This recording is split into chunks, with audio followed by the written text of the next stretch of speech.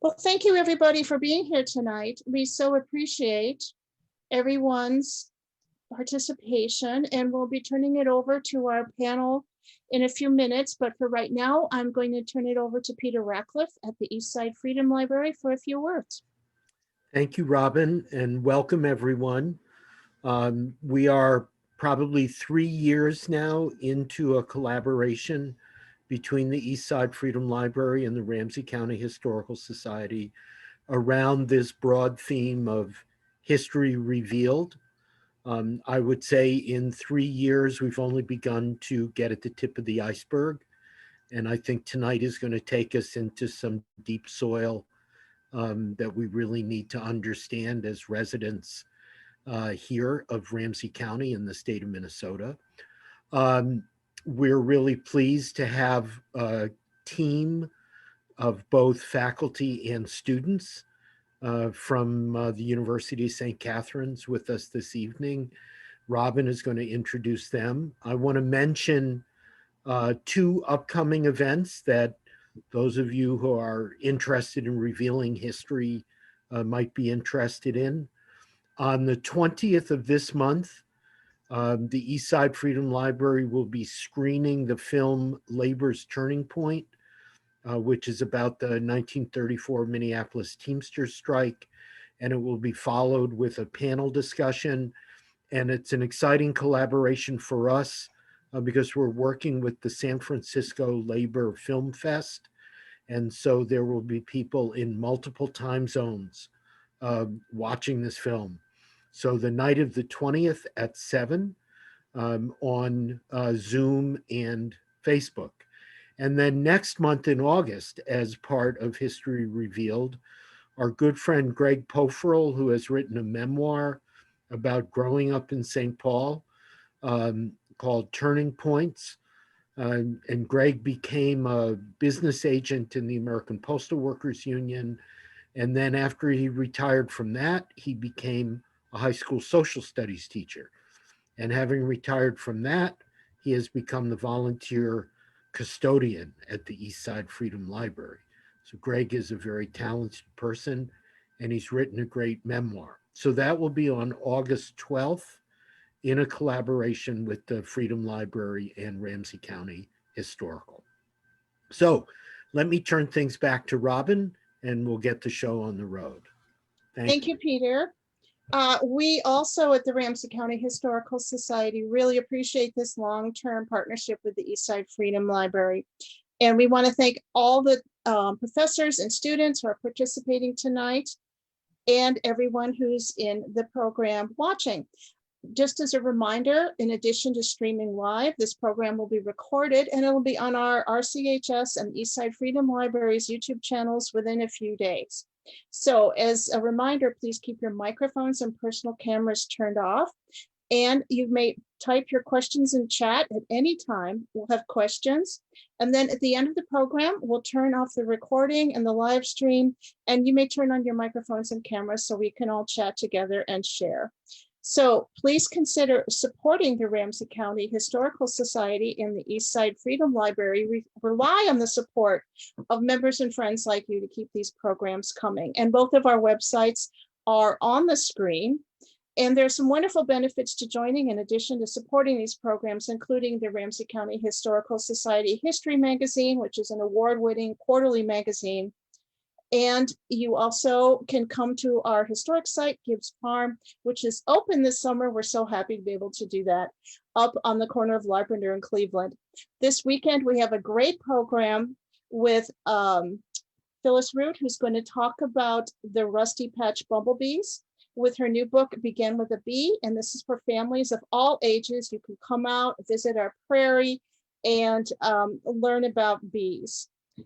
So all those programs are on our website, rchs.com, and other programs are on the Eastside Freedom Library's website, eastsidefreedomlibrary.org. So as Peter mentioned, we have a lot of programs coming up. So the Ramsey County Historical Society acknowledges the sacred Dakota land. Minnesota Makoche, the land where the waters are so clear they reflect the clouds, is the ancestral and contemporary homeland of the Dakota people. It is also home to the Anishinaabe and other indigenous peoples. The Ramsey County Historical Society acknowledges that its sites are located on and benefit from these sacred Dakota lands. Ramsey County Historical Society is committed to preserving our past, informing our present, and inspiring our future. Part of doing so is acknowledging the painful history and current challenges facing the Dakota people, just as we celebrate the contributions of Dakota and other indigenous peoples. You can find our full land acknowledgement statement on our website, which includes actionable ways which Ramsey County Historical Society pledges to honor the Dakota and other indigenous peoples of Minnesota and Makoche. The Ramsey County Historical Society and the Eastside Freedom Library are committed to presenting the stories and histories of all in our community, and we are so pleased and excited and very honored to bring you tonight's program that is going to talk about racial inequality and housing in Ramsey County with Dr. Rachel and Dr. Kristine, and I'm going to turn it over to both of them to introduce themselves and their wonderful students who are here with us tonight. Thank you all so much for being here. Well, hello, everybody. My name is Rachel Neiwert. I'm an associate professor of history at St. Catherine University, and we are so excited to be here with you this evening. Kristine, do you want to introduce yourself, and then I'll share my screen? That sounds like a great plan. So Dr. Kristine West, I'm a professor in the Department of Economics and Political Science. And as long as I have the mic off here, I also just want to quickly give a shout out to my team of students, not all of whom will have an opportunity to talk this evening, although maybe during the Q&A they'll get a chance, but I just wanted to give them a chance to wave. We have Victoria, Ashley, Amalia, Ava, and Callan, and I'm looking through the names to see if anybody else is hiding with their video off. I think we have a really great team of students who've been doing this research. And Rachel, I know you have some students who are going to present with you as well tonight. Yes. Oh, let's see. I see the name Ashley in the chat, so maybe. Oh, Ashley's here too. Oh yeah, Ashley. There's Ashley. Yep, there she is. Oh yeah, she put her video on too. But we're all here. We're all. And I have two students who are joining me this evening who've been working with me, Anastasia and Ava, and we'll hear more from them in just a little bit. So let me share my screen. So at St. Kate's, Kristine and I work together with other faculty, staff, and students on a project called Welcoming the Dear Neighbor, with a question mark at the end. And the question mark at the end is actually a really important part of the title of the project.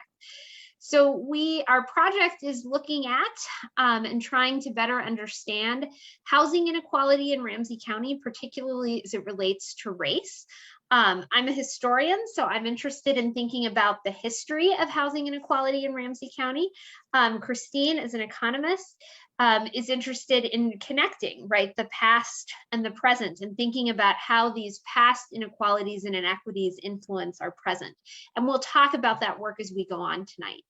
The title for our project, Welcoming the Dear Neighbor, comes from the Sisters of St. Joseph, who are the group of nuns who founded St. Kate's. And the Sisters of St. Joseph claim, as part of their mission statement, this idea that you would welcome or love the dear neighbor without distinction. And so by claiming this as our title with this question mark at the end, we really want to ask the question, did Ramsey County in the past, right, were we welcoming of the dear neighbor? Are we welcoming of the dear neighbor today? And I think it probably doesn't give away the ending to tell you right now at the beginning that, generally speaking, so far what we've learned is that the answer to the question is no, we haven't actually been particularly welcoming. And it's worth thinking about why that was true in the past, why perhaps it continues to be true in the present, and what we could do about it, or what we should do about it. Our project is actually also a collaboration and a partnership with Mapping Prejudice. So Mapping Prejudice is a project that's housed at the University of Minnesota. And when their project began, their first work was to map the presence of racial covenants in Hennepin County. A racial covenant is just language that's added to a property deed that says, in most cases, that only white people can live in that particular piece of property, in a home in that particular piece of property. And certainly historians had long known that racial covenants existed, but there hadn't been a way yet that you could systematically and holistically map the presence of racial covenants in an entire community. Because, right, the racial covenants live in housing deeds, and to go through each individual deed sitting in, the county property office would take years and years and years. I think Mapping Prejudice has actually figured out that sort of by hand, it would take multiple lifetimes for someone to do it.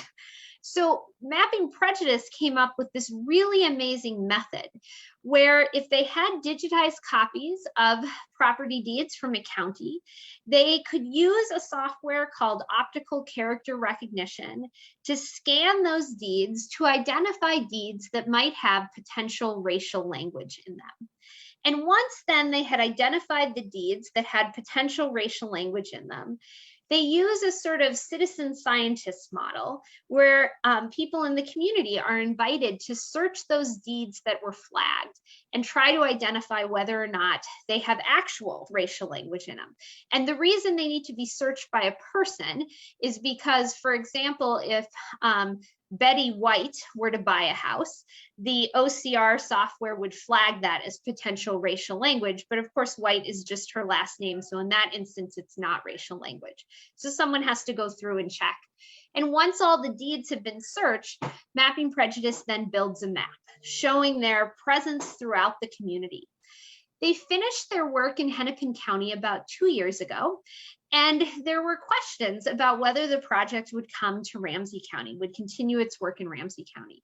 And St. Kate's partnered with Mapping Prejudice to help bring that project to Ramsey County.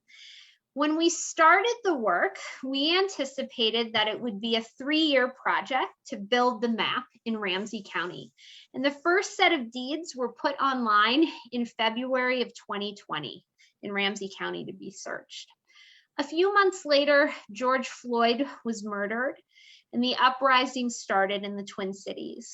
And Mapping Prejudice's project received a lot of attention. So a project that we thought would take 3 years to transcribe and search all the deeds that were flagged for potential racial language instead took 6 months. All of the Ramsey County deeds had been transcribed and checked by early fall 2020. Because the deed transcription went so quickly, their Mapping Prejudice is still working on building the map. So I have a sneak peek of the map that that we can look at and talk about later this evening. But the Ramsey County map itself is not done in its entirety yet. The deed work is done, just not the map building. Our project, in addition to helping Mapping Prejudice to build the map, we don't build the map, but we do help lead the transcription sessions where people can look through the deeds. Our work has been to develop and discover some of the context that surrounds the map, right? For me as a historian, part of what I'm interested in is thinking about how and why the map comes to look like it does.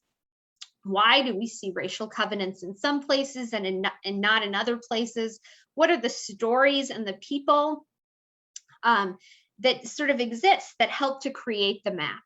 And so for the last year and a half or so, I've been working with a group of students in the archives. We started in physical archives, then we moved online because of COVID, and now we're just starting to be able to go back into the archives. And we're trying to learn more about the stories of housing inequality. My general sense, I have not lived in Minnesota for my whole life. I moved here in the early 2000s, so long enough ago that I think I can claim this as home, but it has not been my only home. But my general sense in Ramsey County is that particularly for white people, there's not a good sort of narrative that exists of what the story of housing inequality and race is in Ramsey County. I think that if you ask people, a lot of folks could tell you the story of the Rondo neighborhood, but I'm not sure that they could tell you a lot, especially white people again, could tell you a lot of other stories. And what I've realized through the research that I've been doing with my students is that if you look at the history of housing inequality and racism in Ramsey County, there is a persistent and consistent thread of sort of racism around who gets to live where. And it is a persistent story. How white people in Ramsey County decided who could live where's, the sort of reasons that they give for why people can and can't live in different places, that might change. But that there is always a concern with claiming space for white people, that does not seem to change. And I wonder if that's the history that we first think about when we think about this place that we live. And so I'm going to start here with my students, and we're going to share some stories that we've discovered in the archives. So 3 stories. I think one of the 3 might be familiar to folks here. I'm guessing 2 of the 3, though, might be a little less familiar. So we're each going to share a story that we've been learning about in the archives, and then I'll share some observations at the end. We'll look at the map, and then I'll turn things over to Kristine for she and her students to share some of the work that they've been doing around understanding present inequalities. So Anastasia, I think we start with you. So I'll mute myself and turn it over to you. Perhaps as you start your slide, you could just introduce yourself briefly. Yeah. So hi, everyone. I'm super excited to be here. My name is Anastasia. I'm a rising senior, wow, here at St. Catherine University, majoring in history and minoring in philosophy, and has been working on this project approximately like a year, maybe 2. But so for our first story, we're going to be talking about the 1900 St. Paul mayor race. So political candidates were important for the Black community, as for many years, Black individuals could not vote or have any political voice within our local or federal government. They looked to vote for individuals who supported the growth and equality for Black communities. And in the 1900s, the St. Paul mayor race housing became an important issue in the campaign. So what we'll see first is Robert A. Smith, who is on the left side, was a Democratic candidate for mayor. And Chester R. Smith, who's on the right side, was the Republican candidate for mayor. Chester R. Smith owned a real estate firm, and during the mayoral race, rumors are spread that Chester R. Smith did not sell or rent properties to individuals of color. The Black community was urged to vote for Robert A. Smith. And the newspaper articles do not clearly say who was spreading these rumors, but presumably it was supporters of Robert A. Smith. There was even a poem written about Chester Smith's action against Black homeownership. And in response to these accusations, Black tenants that have rented or purchased from Chester R. Smith spoke up, arguing that it was simply not true that Chester R. Smith discriminated against Black renters or home buyers. In an effort to refute the rumors against Chester R. Smith, the appeal offered a story about Robert A. Smith and his position in relations to Black homeownership. In 1890, Robert A. Smith bought a lot next to Mr. Thomas H. Lyles, a wealthy Black homeowner who did not support Robert Smith in an earlier campaign for mayor. And so in response, Robert Smith bought a livery barn, which is kind of like a stable where horses and other farm animals lived, on his lot very close to Lyle's property. The barn decreased the economic value of Mr. Lyle's land. And when Mr. Lyles asked Robert Smith to buy or trade the land, Robert Smith denied his request, and shortly Mr. Lyles moved out of his home. And so the story demonstrates a lot that as early as the 1900s, debates about who could live where and were already important to the community in St. Paul. And 10 years before the first racial covenant in Ramsey County, white people were already developing ways to create spaces as white spaces. And now I'm gonna head it over back to Rachel. Thanks, Anastasia. So this has been such a fascinating story. It'll be so interesting to hear in the Q&A if this is a story that some of you all are familiar with in this mayor's race. COVID has, of course, presented challenges for our research. We initially, what I envisioned we would do is literally go through newspapers day by day, starting in 1900, to see what stories we could find, to see, you know, who seemed to be talking about housing or what were the events related to housing. So this is one of those stories that we found, just a small snippet of, while we were looking at newspapers that had been digitized while the archives were closed. And now as archives have reopened, we've managed to find some other pieces to go with the story as well. I'm going to move us ahead about a decade in time. So I sort of arbitrarily decided we would start our research in 1900 because we needed a place to start. So I went with 1900. The sort of looking back to the story of Thomas Lyles in 1890 makes me think that maybe we need to move our timeline back. But 1900 the mayor's race does seem to sort of offer something of a starting place. I think the next story or moment that's interesting to think about is a story that happens in the Crocus Hill neighborhood in 1909.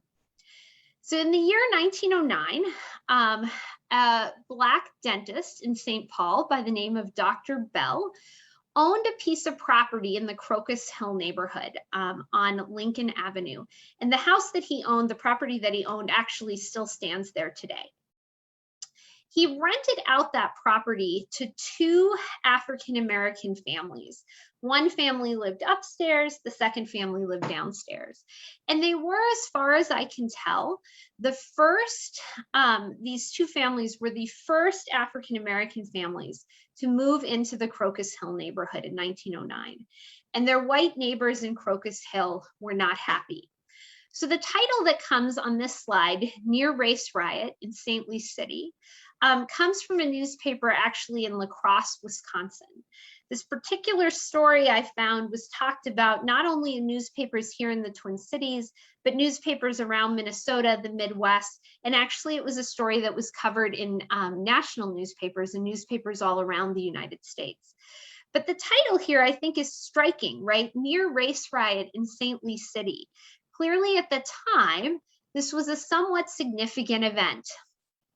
So when the two families moved in to Crocus Hill, their white neighbors were not happy. And they tried to figure out, the white neighbors tried to figure out what to do.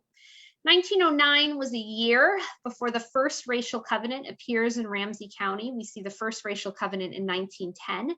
So right, there was certainly nothing that would have prevented the African-American families from moving into the neighborhood, except for the really horrific actions of their white neighbors.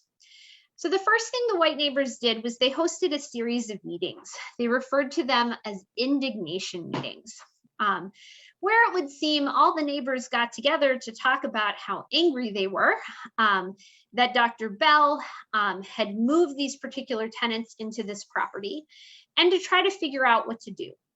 And so initially what they decided to do is that they would try through acts of intimidation and violence to push the Black families out of the apartment. So they do things like break windows in the property. They rang the doorbell at all hours of the night. It was actually the second story here that starts Smash Windows in the title, talks about what happens when the windows are broken. And the article actually goes on to say that on the evening that the windows were broken, that before the windows were broken, whoever broke the windows went down the street and broke all the lights on the street so that no one could see what they were doing. So the hope of the white neighbors anyway, was that through these acts of intimidation and violence, they would force these two families to move and Dr. Bell to sell the property. The family that lived downstairs moved fairly quickly. Upstairs was an older woman and her husband. I think it's a little unclear from the newspaper stories if her husband lives there with her or if she might be widowed. Her name was Mrs. Jackson, and she does not move immediately. And in the newspaper stories, she's quoted as saying, "I have nowhere to go," right? There is no place for me to move, because she and the neighbors who left more quickly both noted that Dr. Bell offered them housing that they could afford.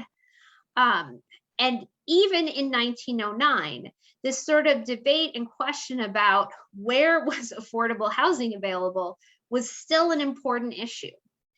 So Mrs. Jackson does not immediately leave. There are continued actions of harassment and violence. The neighbors try to negotiate with Dr. Bell to see if he will sell them the property. He says that he will sell the property, but only for a fair price. The neighbors complain that this is in fact a real estate scheme, that he has purchased this property and deliberately moved these Black families in to force the white neighbors to pay higher than market value for the house to buy him out. They accuse him of trying to colonize the neighborhood. The newspaper articles report, and this is a direct quote again from the newspaper articles. So the newspaper articles run from mid-May 1909 to early June 1909. They accuse Dr. Bell of trying to establish what the newspapers refer to as a Negro colony in Crocus Hill. Eventually, Mrs. Jackson will move, and eventually Dr. Bell sells the property. When he sells the property, the appeal reports that the money he makes from the sale of the property, he takes to Montana, and he buys property in Montana. Though I don't think he himself ever actually moves to Montana. I believe he stays in St. Paul for the duration of his life. He dies, I believe, in the early 1940s. So this story of Crocus Hill, the other piece of it that I think is so startling is that in these initial indignation meetings where these white neighbors are talking about what they should do to solve this problem that they have. And again, the problem that they have is that 2 Black families have moved into the neighborhood. Their solution, or one of the solutions that they talk about anyway, is that perhaps they should have a lynching. And the newspaper articles report on this. It was apparently not a sort of secret that this was what they talked about.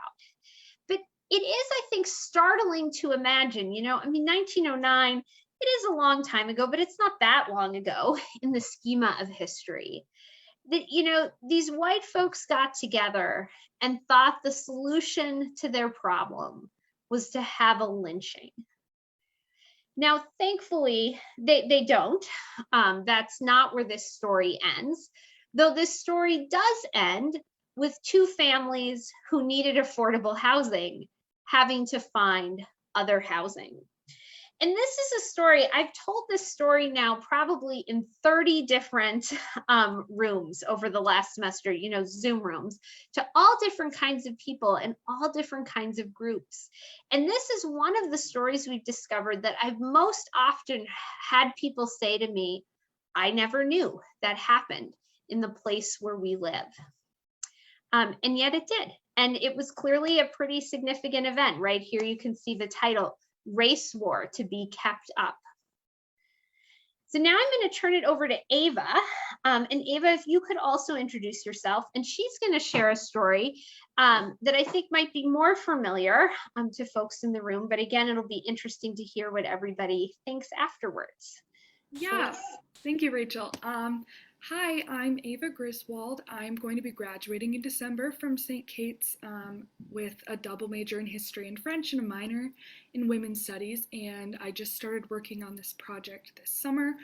And so I'm going to dive right in and start talking about a little bit of context before I go into this specific article. But after World War I, Black residents began to leave downtown St. Paul. However, that was difficult to do because there wasn't a lot of places that Black residents could move in the Twin Cities due to racial housing covenants, as well as the poor housing conditions in the Black communities. the housing conditions for Black residents were incredibly poor, and the neighborhoods lacked many necessary community services. And surveys of these housing conditions were conducted by both the NAACP and a special governors organization. And they did several of these studies post-World War II. After both world wars, there was a so-called housing crisis in the United States that many of you may be familiar with. And this obviously had a great impact, especially in the Twin Cities, among the Black residents.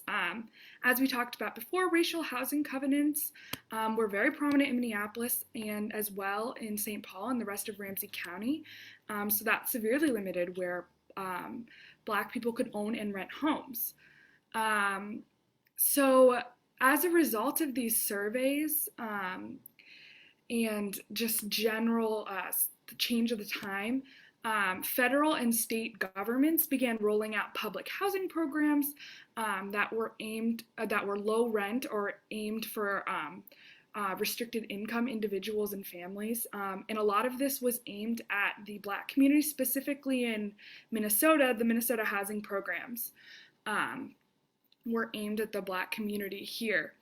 And in 1951, on the east side of St. Paul, there was a proposed low rent housing development to be built. However, the white residents of the east side at the time were not happy about this. And you can see this theme developing, how Rachel talked about in Crocus Hill. The white residents were not happy about this low rent development coming in and having Black neighbors. And you can see that it says over 600 residents gathered in protest. That is an incredibly impressive amount of people to come out in hatred for this. And on the right here, there's some horrible racist language that people would use and spread these horrible comments to get people to not support this housing development. And eventually, this was the third time it had been voted on by the city council, and this is the third time it had been defeated. After this, there is no other mention of this specific housing development because it essentially died with the people. Rachel, you can go to the next slide here. And this is an article. So the first article I showed you was published in May. This article was published in June. This is a snippet from a guest editorial written by a man named O.C. Hall. And he was talking about this housing controversy that I was just mentioning on the east side. And he said there were two arguments for this, one of them being economic, financial, that the value of the properties surrounding the low rent development would go down severely, but it wasn't really a founded point there. Essentially, he was saying that people were using this economic argument to veil their racism. And the last quote that he says here is, truthfully, people in this section would not want people of different nationality, religion, and certain economic status to live near them. And this is a very telling historical precedent. As you can see, there are, right now, there's a whole rent battle happening in the Twin Cities. And you can see this happening again and again and again. This obviously wasn't the first story, and it definitely won't be the last. So it's important to understand and analyze these historical precedents and also be able to compare them to what's happening in our future. And I'm going to hand it back over to Rachel here. Thanks, Ava. So we've given you these three different vignettes, right? One from 1900, one from 1909, and then this last from 1951. It's a big jump in time, I know, between 1909 and 1951. But there are other stories, of course, that we could tell in that time in between. And what happens in that time in between is that racial covenants start to divide the community, redlining further limits neighborhoods. And then I would say after the Second World War, right, it's conversations about zoning that become ways to mask conversations about race. And so if I think about these three vignettes that we've shared and the other stories that we've discovered, it for me really raises three questions.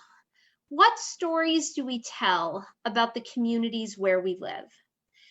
Because again, my sense is that maybe the Crocus Hill story isn't the story that we tell. You know, again, I said at the beginning, I think particularly for a lot of white people who live in Ramsey County, I think the story of what happens in the Rondo neighborhood is known. But if that's the only story that gets told, it's easy to draw a box around that and say racism was there, but it wasn't anyplace else. The work that we've been doing suggests that in fact, right, this sort of racist story is much more pervasive. And I wonder, you know, what would it matter to tell the story of Crocus Hill, to tell the story of the 1900 mayor's race? It also, I think, raises the question, whose stories do we tell? I think often too, the story we tell is the story that's here on the right? That Minneapolis and St. Paul rank highly as one of the best places to live. So this is from 2020, which actually, you know, rated at number 22 was actually a drop because in 2019, the Twin Cities ranked much higher in US News and World Report's best places to live. But I mean, all over on social media, you can see these kinds of rankings.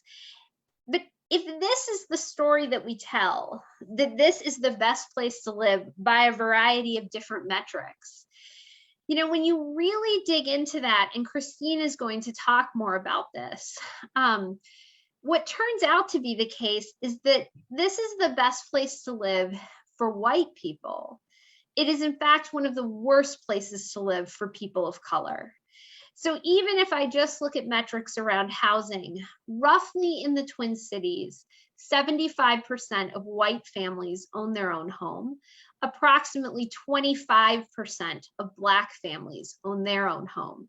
And that 50% gap between the two makes for the largest housing disparity in the United States. But that's not often, I don't think, the story we tell. We're far more likely to tell this story about how it's the best place to live. So whose stories do we tell? And for me, it lands me, you know, in the present. You know, what would happen if we told different stories? How would debates around housing in our community today look different if we told different stories about the past and what the history of housing and housing inequality in our community look like? I have just this one last slide before I turn things over to Kristine and her team. So this is a sneak peek of the Ramsey County map. So I just want to emphasize that it's not done yet. And you can see that, I mean, Hennepin County is included here. That side of the map is complete. All of the red on the map represents racial covenants. So this is the map that Mapping Prejudice is creating. This represents data for Ramsey County that had been added to the map by the end of October of 2020. So there is more red in Ramsey County, or there will be when the map is done, than what's shown here. But this is the start of what it looks like. And we do see very similar trends developing between Hennepin County and Ramsey County. So you'll notice if you look at the cities themselves, right, like the sort of traditional downtown areas of Minneapolis and St. Paul, that there's not a lot of red there. And that's because, right, of course, those cities were fairly well established well before 1910. And we don't typically see racial covenants being added to areas that already existed. Racial covenants were most often added to new developments and new homes that were being built. So that's why you see them sort of in a ring around the older and more traditional downtown areas and sort of moving out into these new suburbs that are being built and developed in the early to mid 20th century. And so we anticipate that that trend will continue to hold true as the map is built. And often when we give these presentations, folks from Mapping Prejudice come with us. They weren't able to come this evening. So I do want to just emphasize, it really is this work that they're doing to create this map really is remarkable work. This method that they've developed is absolutely groundbreaking, because there just wasn't a way to see this in the way that it's presented here prior to their work. And so I think it's exciting to think about, what kinds of conversations this could raise, not just here as we sort of think about what the map looks like for our own community, but as they bring this map to other communities around the United States, or they bring this method to other communities around the United States. So that's it for my part. I'm going to turn things over to Kristine, and I'll look forward to questions and talking more with you all at the end.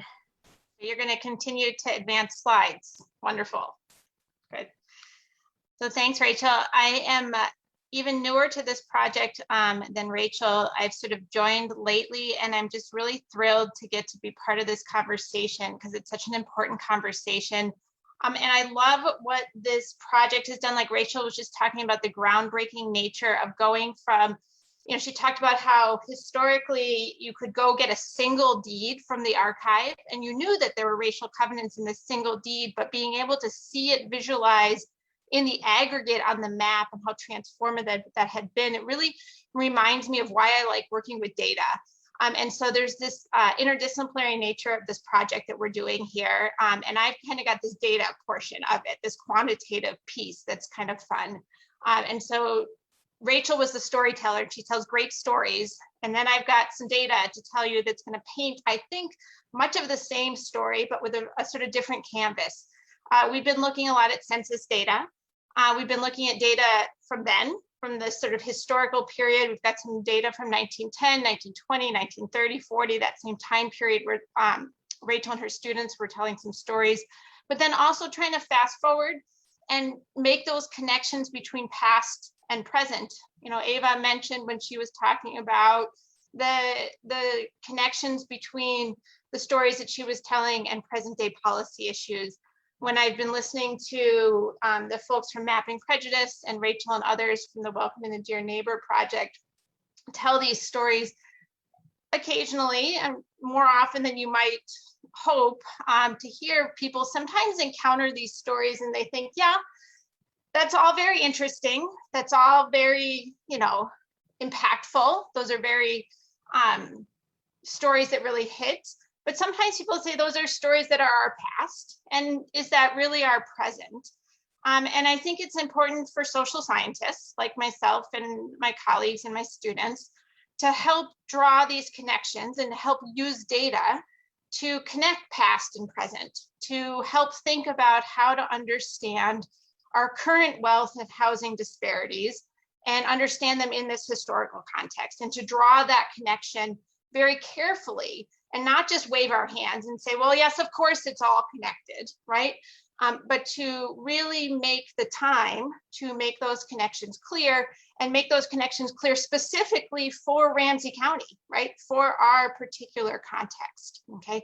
I think this is critical because there are really contentious policy conversations that are ongoing, right? Everything from rent control to reparations that are going to need this kind of context and this kind of data.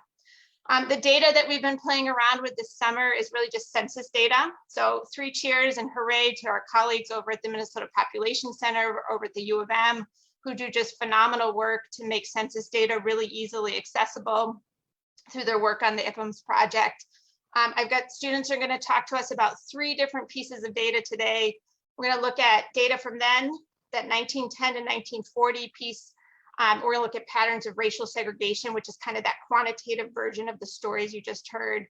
We'll fast forward a little bit to try and make some of the connections to today, but we're just getting going on that work. Some of it we're just going to talk about work that others have done that I think is really fascinating.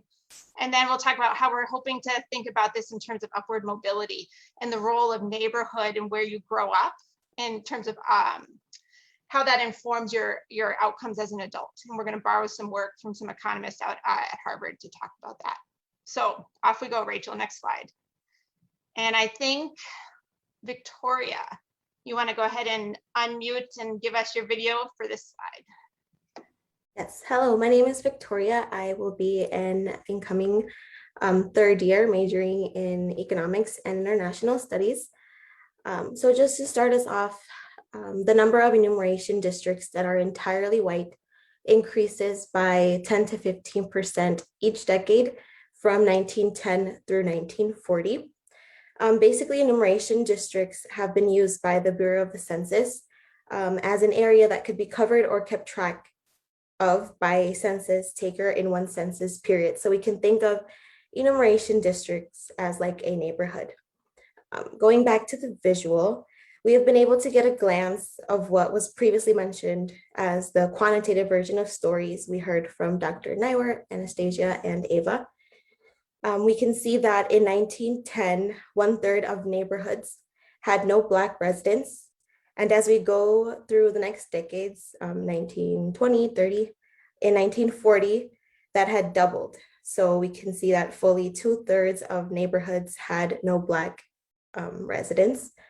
So this indicates that segregation indeed was worsening, and this was due to more spaces being claimed as white spaces.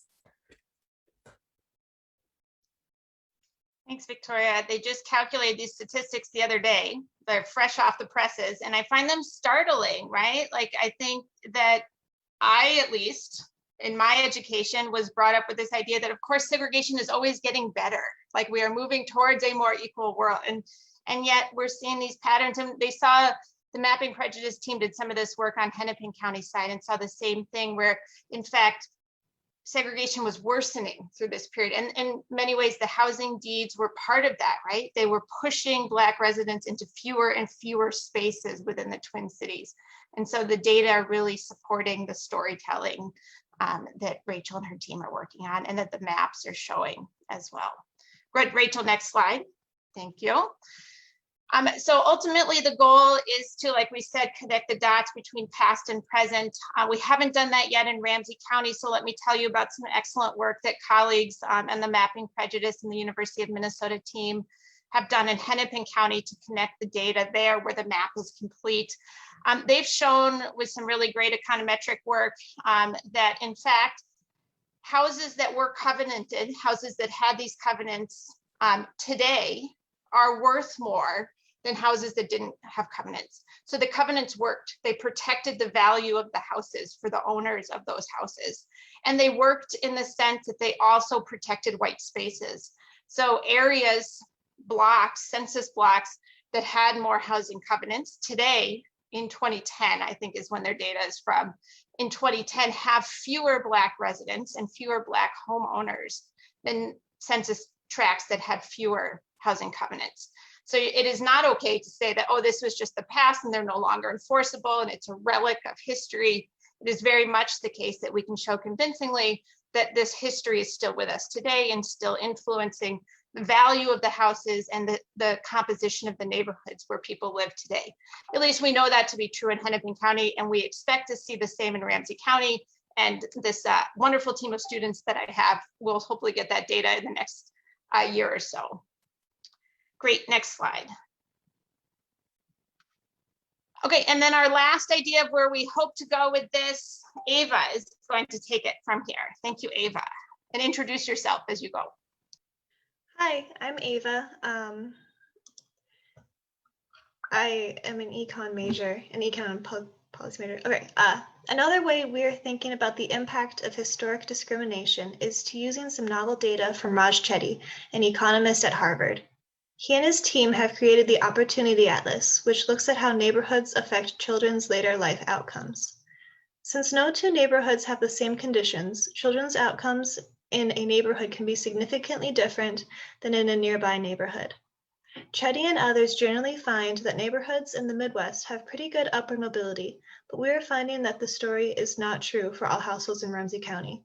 And it differs significantly by race, which of course likely tracks back to the work that we're exploring as part of this project.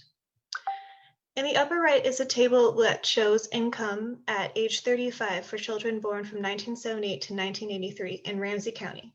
It's organized by race and income level.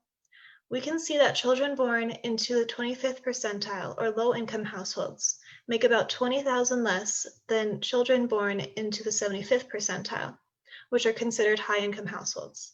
And even when families are in the same percentile, children can have very different outcomes. Children from white and Asian families make about $10,000 more than children from Black and Hispanic families in both percentiles.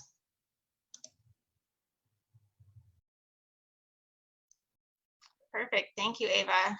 And so our hope is that we're thinking about like not just the role of the deeds in shaping neighborhoods, but then the role of neighborhoods in shaping children's outcomes, right? And thinking about the role of these deeds in building families' wealth and building opportunity for families, right? Because that's why you buy a house. You buy a house so that you can raise your family there, and you buy a house so that you can raise your children, right? And so we're going to try and build the stories to build into the policy conversations that we know our communities want to have.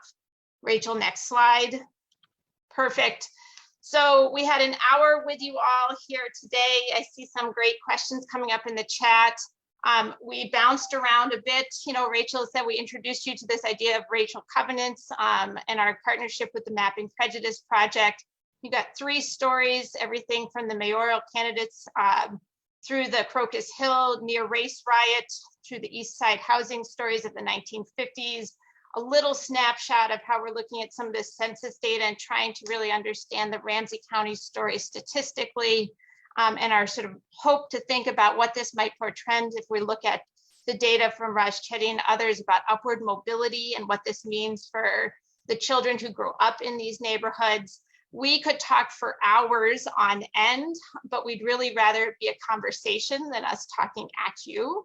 And so I think our timing is just about right for us to kind of pause and open it up for a little bit of Q&A on any and all of these topics or anything else that maybe people want to bring into the conversation. Thank you all for your information. And if people would like to put your questions in the chat, Peter and I will read those out so they can be answered, and they'll people who watch the video later will know the questions. So Janet had a question that Kaylin answered about giving an example of the language used in the covenants. And those examples are on the Mapping Prejudice website for anybody to see. But she goes on to ask, how can we see how potential buyers were excluded? Does the typical covenant specifically target Black buyers? And have you looked at the exclusion of other kinds of people of color? So there's actually a fair amount of variety in the racial covenants. So, and there's 2 broad ways though the racial covenants work. Some racial covenants just say only people of the Caucasian race can live in this home. So in that way, right, they're excluding all people of color. There are other racial covenants that more specifically name different groups. And let's see, let me see if I can find just quickly here. The very first racial covenant that we see in Hennepin County, I'm going to read, I'm quoting here from the racial covenant, but this is historical language that we would not use today. But this is the first racial covenant we see in Hennepin County, and this is the most common language that we see in racial covenants in Hennepin County. It says, the party of the second part hereby agrees that the premises hereby conveyed shall not at any time be conveyed, mortgaged, or leased to any person or persons of Chinese, Japanese, Moorish, Turkish, Negro, Mongolian, or African blood or descent. Said restrictions and covenants shall run with the land. So there it names a variety of different groups of people. And then that second piece that said restrictions shall run with the land is actually a really important piece of the covenant, because historically racial covenants were really strong legal mechanisms to claim property for white people, because the covenant runs with the land, not with the person who owns the property, right? So if the next person who buys that piece of property that has that racial covenant thinks, I disagree with that, I'm not doing that racial covenant, that's not actually a choice that they have. Because if they violate the racial covenant, the property reverts back to the original owners.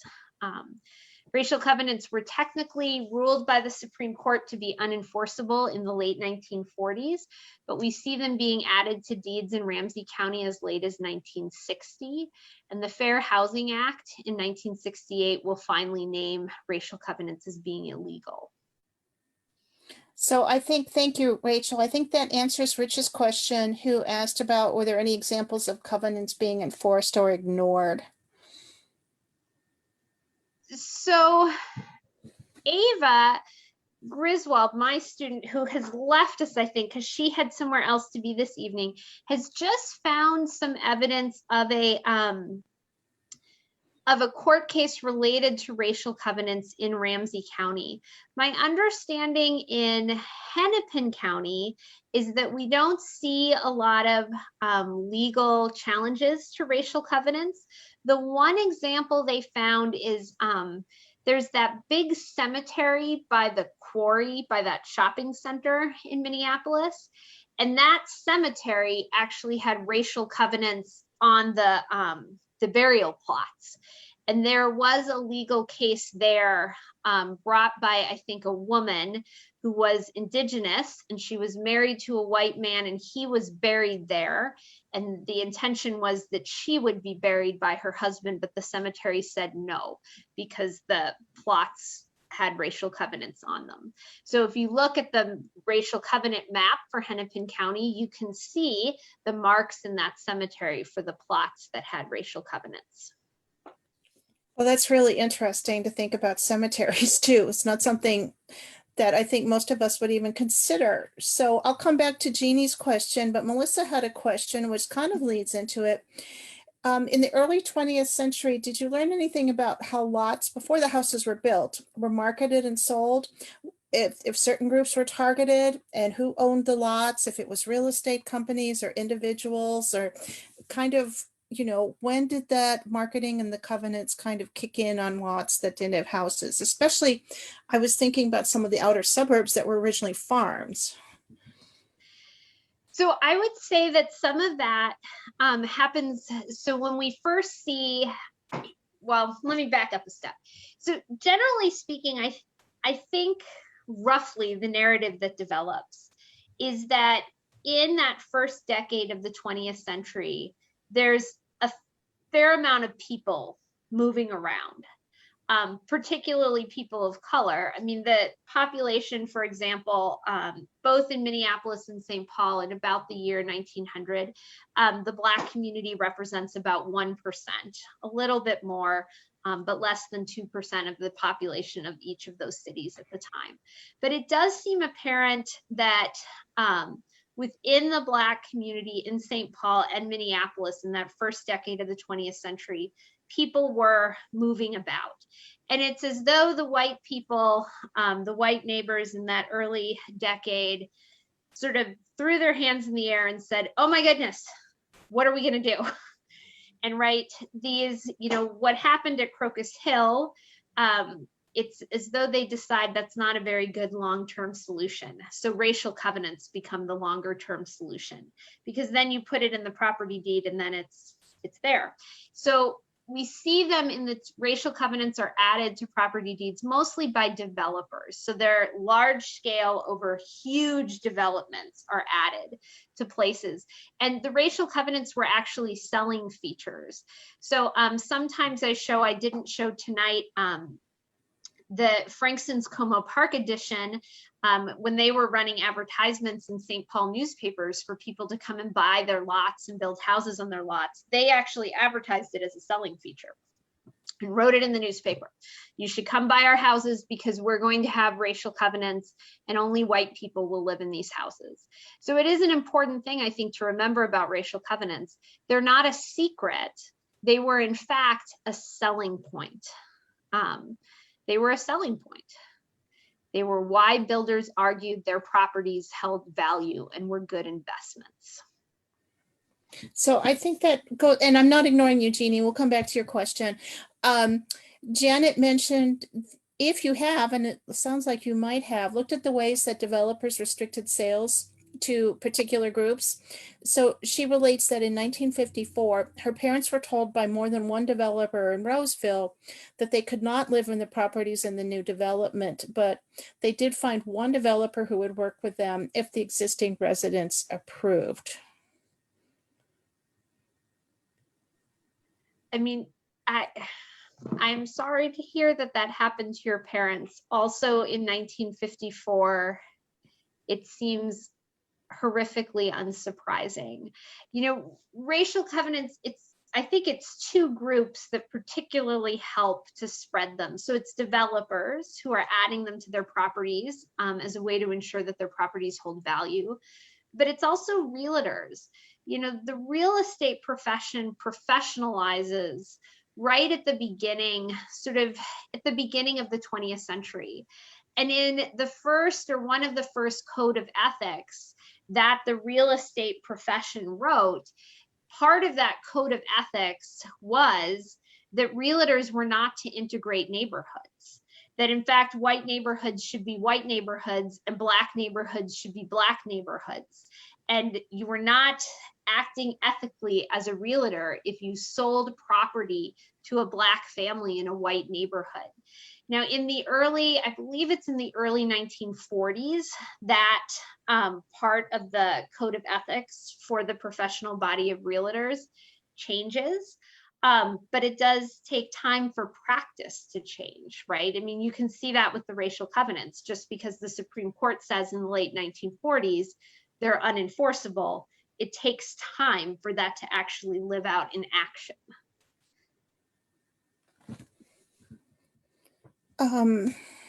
Jeannie's question. So she was wondering if there's an estimate on when the Ramsey County mapping will be completed. We think by the end of the year, but it is just challenging because Kevin, who tragically passed away, really was the leader in actually making the map. So there's just a moment here of figuring it out. And the research that Kristine quoted about the value of properties, that's research that in part, it was Kevin who helped to do that work. So I think it's going to be the end of the year before the Ramsey County map is done. Does anyone else have any other questions? Well, I want to thank our speakers tonight and the students for all the great work you are doing and for sharing it with all of us. So what we're going to do, Clarence, if you want to turn off the recording and the live stream, we'll let everybody unmute and turn on your microphones. And again, thank you all so much for being here tonight, and it will be on YouTube soon.